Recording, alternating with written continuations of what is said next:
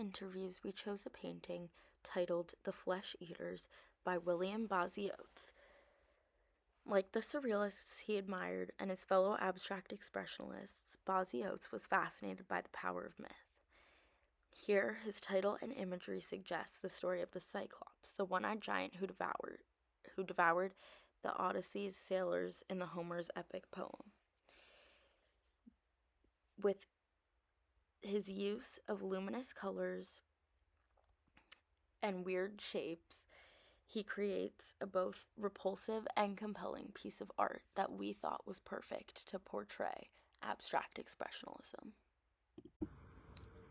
As you may know, abstract expressionism emerged in America in the late 1940s and 1950s, also having international influence. It was characterized by spontaneous and subconscious creation, aiming to express deep emotions and personal experiences through abstract form.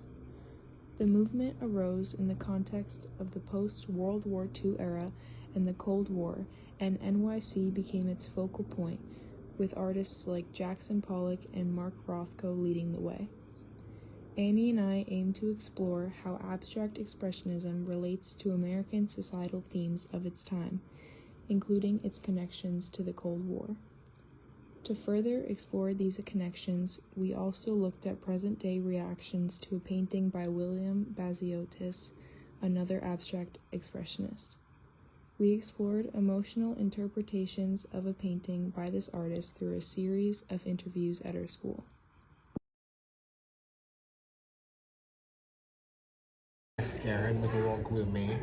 It's kind of like a sad, scary thing. I'm all confused, like what it's supposed to be telling me. Like there's some sense of anger, I feel, because of this, again, this like white and the black, but then there's some relief in the pink. I don't know, I think, and then, yeah, exactly, and the hard shapes and lines. There's something dark about this, something ominous. Again, when I look at the first thing that comes is black. So black is the absence of light, dark absence of light. So I see a dark sky. I see, for me, that's an ominous figure reaching for something. I have not yet interpreted what the light blue object is. This makes me also think of, in terms of the shapes, Joan Miró. He's not abstract expressionist, but he's surrealist in Catalonia, but in a lot of his paintings he has those kind of dots with lines and dots, so I think of that as well. This, now that I think about it, looks to be some sort of like upright. It looks like some sort of a bird, like either a stork or a heron or a blue flamingo, if you will.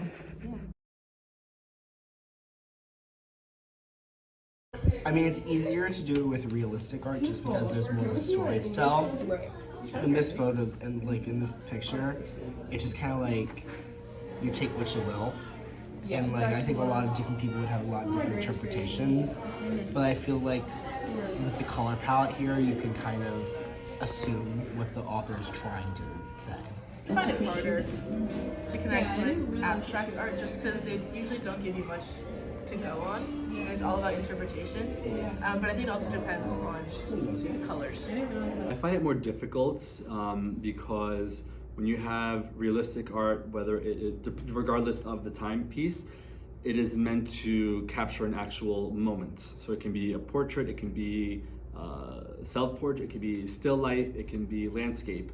And so the artist's intention is to communicate a feeling, to communicate an emotion, to communicate a message that's unspoken.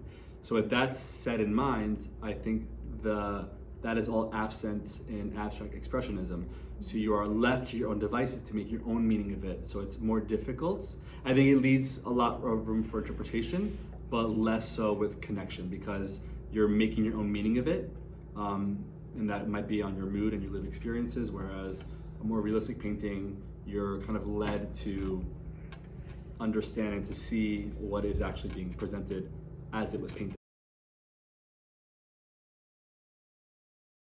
It's trying to like make a statement. It seems like there's something like almost demonic about it, and like there's just a lot of like gloomy imagery, and it's just kind of like it's trying to like convey like a fearful expression. It's definitely some sort of contrast. That's what I'm getting from this. Maybe a storm. This could be some sort of, I don't know, it could be like either an animal or some sort of, I have no idea. Yeah, I don't know. Capture. Something dark, powerful, evil is trying to capture and take hold of something that is a little bit more luminous, a little bit more lighthearted in a natural setting. Because now I'm interpreting this as a body of water and maybe like a grassland. So snatching something beautiful and natural away from its habitat.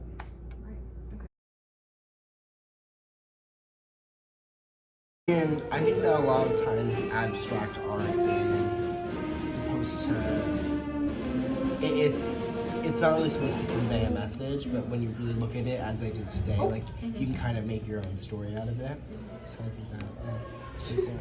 Perfect. Thank you so much. I think it's now, I mean, you have good questions. So I guess now I'm willing to look more into it than I usually do, because usually I don't know much about abstract art. Yeah, that's great. As you mentioned before, I'm very into art, so this has not changed in my opinion. The only thing from 4 minutes ago until now that has changed is my interpretation of this painting. So I've been able to, the more I look at it, carve out what my interpretation of it is, but my understanding of abstract art has not changed. In the post-war era, American artists were often torn between their personal ambitions and the societal and wartime demands for purposeful political art. This period was marked by intense anti-communism, leading to purges in American cultural circles. Ironically, most abstract expressionists did not even support democracy or capitalism. While their art was intended to be apolitical, focusing on the human experience, it was co-opted by the government and used politically. For example, the government, through the Museum of Modern Art, effectively promoted abstract expressionism as American art, even though artists like Pollock insisted it wasn't specifically American. The CIA also promoted art exhibits expanding globally to showcase the benefits of life and art under capitalism, exemplifying cultural hegemony. Despite the artists' intentions, their art was promoted and used in a manner they did not intend. Pollock was saying in 1944, "The idea of an isolated American painting so popular in the USA during the 1930s seems absurd to me. Just the idea of creating a purely American mathematics or physics would seem absurd."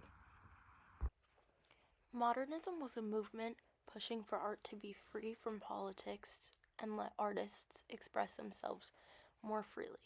This led to the emergence of abstract art. Although it was hard to understand the message, abstract art gave artists more freedom of expression. One artist, Clement Greenberg, was a big advocate for modern art and pushed for abstract expression since artists were not confined to create certain things.